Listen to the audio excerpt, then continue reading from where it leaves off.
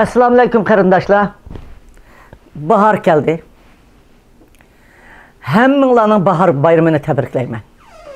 Bu bahar bizga yaxshi xabarlarni aytyapti qarindoshlar. Bu baharning bizga oyog'i yarashsin. Kechikkan bo'lsa-mu bugun bahar bayrami kuni dunyoning hamma yerida Navro'z o'tkazyapsizlar.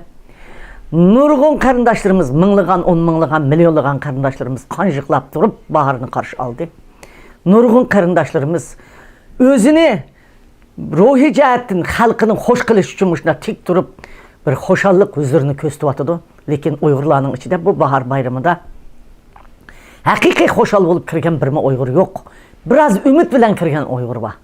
Shuning uchun men mushu bahar bayramining oyiga yarashib, bütün dünyadaki qarindoshlarımning ota-onasining, urug' tuqqanlarining, bola-vaqillarning, Xitoyning lageridan, turmusdan, qulligidan, ish a'zoyini seçtin qizlarimizning dafsanda bo'lishini, ozod bo'lishini Allohdan tilayman.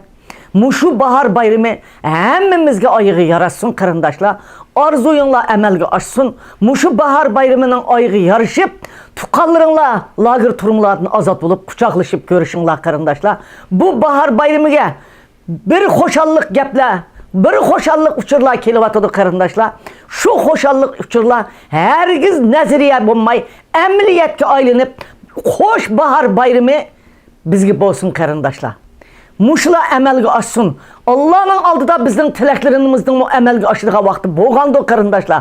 Bu bahar bayramida tilaklarimiz ijobat bo'la. Aşı namoyish qilayotgan onalarning orzu armanlari amalga osha.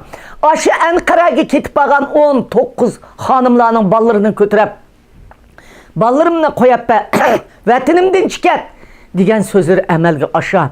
Aş turmudikilarning nolisi, lagerdikilarning nolisi, qizlarimizning nolisi Allohga yetganda, shunga bütün turmuning ichi teshidiki, lagerdiki, dunyoning hamma yeridiki, hatta aş kortlar rayonida tutilib turgan asirlar, turmulardiki, Taylanddiki barliq qarindoshlarim az qoldi bizning nijotlikka chiqadigan vaqtimiz. Chidanglar, g'ayrat qilinglar, qo'lni qo'lga tutishib, cho'qim ozodlik harpisini kutib olamiz. Bahar bayraminglarga muborak bo'lsin.